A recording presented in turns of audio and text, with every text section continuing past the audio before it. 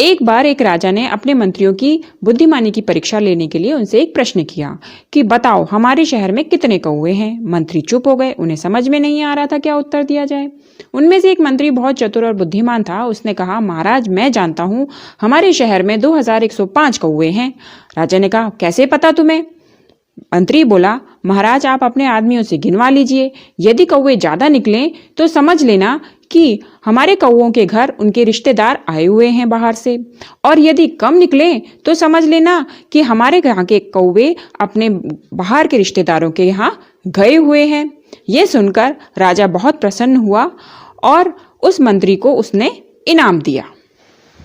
एक बहुत ही सुंदर गुलाब का पौधा था। उसे अपनी सुंदरता पर घमंड था। पास ही एक कैक्टस का पौधा था।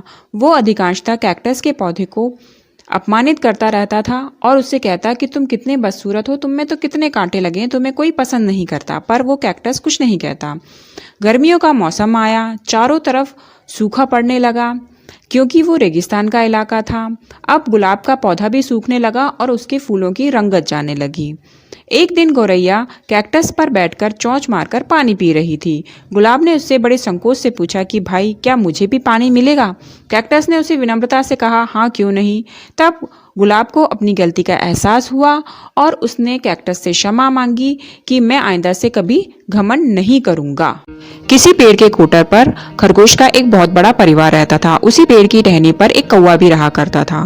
दूर पहाड़ी से एक चील आती और उन खरगोशों का शिकार करके ले जाती। उसका दूर का निशाना बहुत ही तेज था।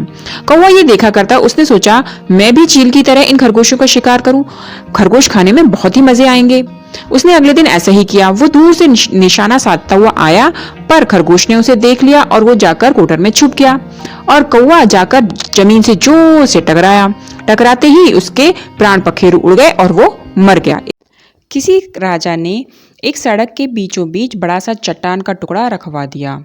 वहां से बहुत से लोग आए गए, पर किसी ने भी उस चट्टान के टुकड़े को नहीं हटाया।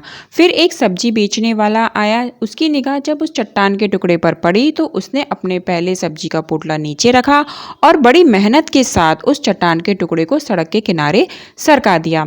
और जब वह वापस अपनी पोटली के पास आया तो वहां पर जहां चट्टान रखी हुई थी, एक पोटली उसे मिली। उसने उसे खोलकर देखा तो उसमें बहुत सी सोने की मोहरें और एक नोट था जिसमें लिखा था कि ये सोने की मोहरें उसी को दी जाएंगी जो इस चट्टान के टुकड़े को सरकाएगा। इसीलिए मेहनत का फल हमेशा मीठा होता है। इसी झील में एक सुनहरा हंस रहता था। झील के पास ही झोंपड़ी में एक बुढ़िया अपनी बेटियों के संग रहती थी। वो बहुत ही ज्यादा गरीब थे। एक दिन हंस ने सोचा क्यों ना इनकी मदद की जाए और वो उनके घर चला गया। बुढ़िया ने उसे देखकर कहा, तुम यहाँ क्यों आए हो? मेरे पास तुम्हें देने के लिए कुछ नहीं है।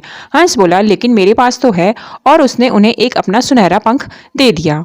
बुढ़िया उसे बेचकर आई और उसे बहुत सारा पैसा मिला। अब वो प्रतिदिन उनके घर जाता और उन्हें एक पंख देकर आ जाता। धीरे धीरे बुढ़िया को लालच आने लगा। उसने सोचा क्यों ना मैं इसके सारे पंख एक बार में तोड़ लूं। उसने अपनी बेटियों को यह बात बताई, लेकिन वो उससे राजी नहीं हुई। अगले दिन जब हंस आया तो बुढ़िया ने उसे जोरदार पकड़ लिया और उसके पंख तोड़ने लगी तो सारे पंख सफेद हो गए। अब बुढ़िया रोने लगी और पछताने लगी। तब हंस बोला कि तुमने मेरी मर्जी के बिना मेरे पंख तोड़े, इसलिए वो सफेद हो गए। अब तुम लालची हो गए हो, इसलिए मैं यहाँ से जा रहा हूँ। फिर वो वहां कभी नहीं दिखा। एक मेंढक का दल कहीं जा रहा था कि रास्ते में एक बहुत गहरा गड्ढा आया। दो मेंढक उसमें गिर गए। काफी कोशिशों के बाद भी वो नहीं निकल पाए। तो आसपास के मेंढक कहने लगे कि अब हमें नहीं लगता कि तुम इसमें से निकल पाओगे, अब तुम यहीं पर पड़े पड़े मर जाओगे।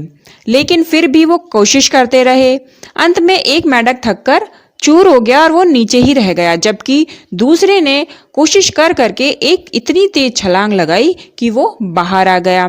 सबको बहुत आश्चर्य हुआ कि भाई तुम इतने गहरे गड्ढे में से कैसे निकल आए। पता चला कि वो मेंढक बहरा था और उसने उन सबकी हताशा भरी बातों को नहीं सुना और अपनी कोशिशें करते रहा, जबकि दूसरे मेंढक ने उन लोगों की बातों पर विश्वास किया और वो निरुत्साहित हो गया और हताश होकर वहीं रह गया।